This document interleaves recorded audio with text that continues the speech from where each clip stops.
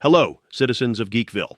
This is Seth, aka Zandrax, the mayor of Geekville and the host of Geekville Radio. Today, we are diving into episode 6 of Maul, Shadow Lord, titled Night of the Hunted. And let me tell you, that title is not playing around. If you've been watching this series, buckle up, because this episode does not slow down. Before we get into it, quick housekeeping. This review is split into two parts. First, a completely spoiler-free section for those of you who haven't watched yet. Then we go full spoiler mode for the deep dive breakdown. I'll give you a clear warning before we cross that line. So you're safe for now. Like a Jedi before Order 66. Alright, let's get into it. Non-spoiler review. So episode 5, Might of the Hunted. And yeah, the title absolutely fits. Our heroes are on the run for basically the entire runtime. There is no chill in this episode, no downtime. No one is sitting around sipping caf and talking about their feelings. Well, except maybe one character, and we'll get to that. What I love about this episode is that it keeps the momentum of the series going at full speed. If you've been hoping this show would slow down and become a slow-burn political drama, wrong galaxy, friend.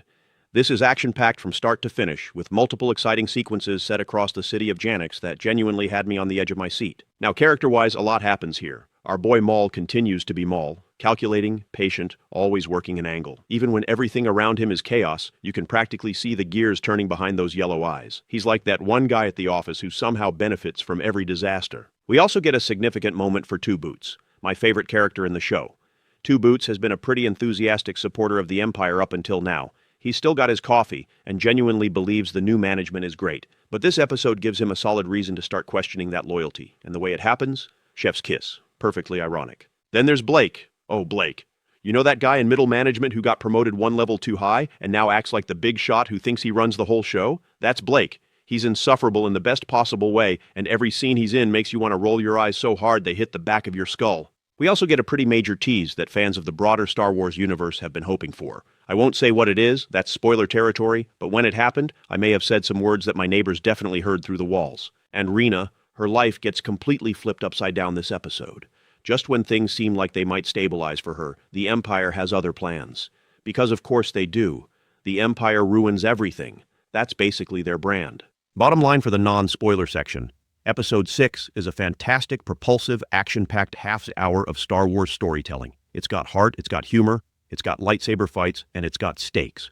If you're not watching Maul Shadow Lord yet, what are you doing? Go watch it, then come back. Spoiler alert! Spoiler alert! Spoiler hole has been breached! Spoiler hole has been breached! The episode opens exactly how any self-respecting Star Wars story should, with a Star Destroyer. This one is still looming over the city of Janix like a very bad omen with engines. It's such a classic visual, and it immediately sets the tone. We then cut to Maul, practicing his saber techniques, and I'm not gonna lie, watching him spin that double-bladed saber around, I had an immediate flashback to the Star Wars kid. You know the one.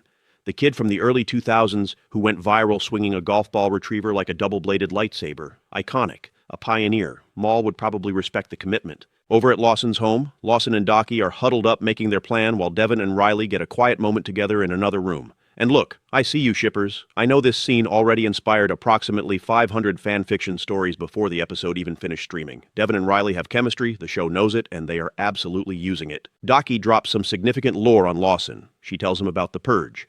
Order 66, the systematic elimination of the Jedi. For Lawson, this is clearly new and deeply unsettling information, and it recontextualizes a lot of what the Empire actually is. And then, Merrick shows up, which suddenly explains everything.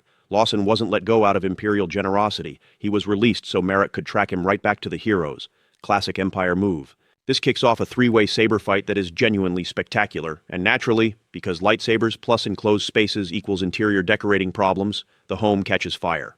Because of course it does. The heroes make it to the roof and get about 30 seconds of breathing room before a gunship shows up to ruin everything. And this is where Devon absolutely earns her MVP of the episode award. She hops onto the cockpit, tosses the pilot out, and just takes the gunship. While everyone else is dealing with stormtroopers and Merrick, Devon is up there going full Han Solo energy. Once everyone boards the ship, Devon punches it, and we get this incredible gunship chase through the skies of Janix. It's fast, it's tense, it looks amazing, and Devon does manage to outfly the Imperial pilots. Unfortunately, physics still exist in a galaxy far, far away, and they wind up crash landing. A win, but a messy one. Meanwhile, back at the precinct, and this is my favorite subplot of the episode, Two Boots is over there praising the Empire's efficiency while Reb sits nearby having a coffee, which, by the way, cops and coffee, man. Doesn't matter what galaxy you're in, what era of history, what planetary system, a cop will find a hot beverage. It is a universal constant. And Two Boots is going on about how great everything is, how Captain Lawson will finally appreciate the Empire's methods, and then literally mid-sentence,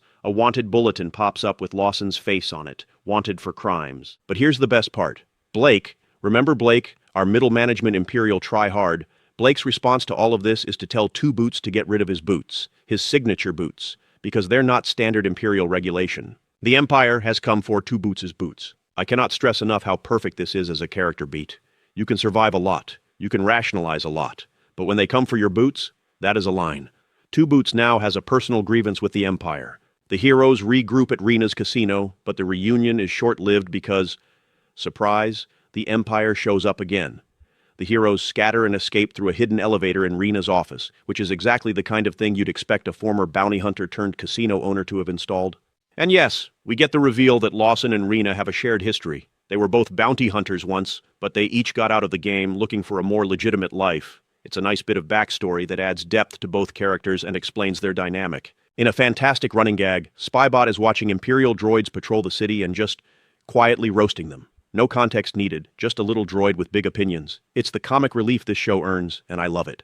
Then Marek tracks Devon and Riley onto a train, because why fight somewhere stationary when you can fight on a speeding train? This leads to a legitimately cool action sequence, and then Maul shows up for another three-way saber battle. This show is not shy about giving us the goods. The heroes fight to a standstill again, but Devon makes a clever move, cutting the latch between train cars and creating enough separation for them to escape. And then comes the moment. Devon turns her saber toward Maul. The question hangs in the air. Are they still enemies? And Maul turns off his saber. A small gesture, but in the Star Wars universe, deactivating your lightsaber is basically a peace treaty. The trust between Devon and Maul is growing, one tense standoff at a time. And then the epilogue.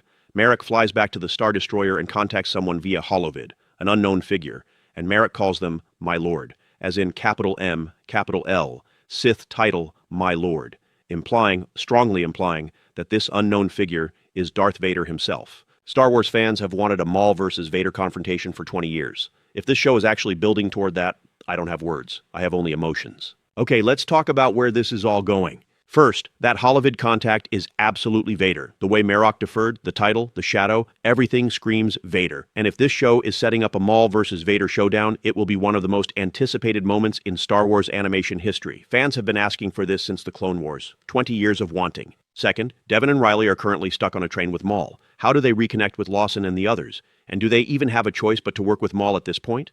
The enemy of my enemy is my frenemy with a double-bladed saber. Third, Rena. Her casino is compromised, the Empire knows her face, and her world is collapsing. I think she's going to have to flee the planet with the rest of the crew, whether she wants to or not. Her underground connections could actually be a major asset going forward. And finally, Two Boots.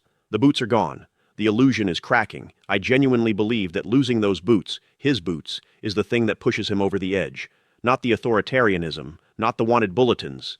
The boots. And honestly, that's the most relatable character arc in Star Wars history.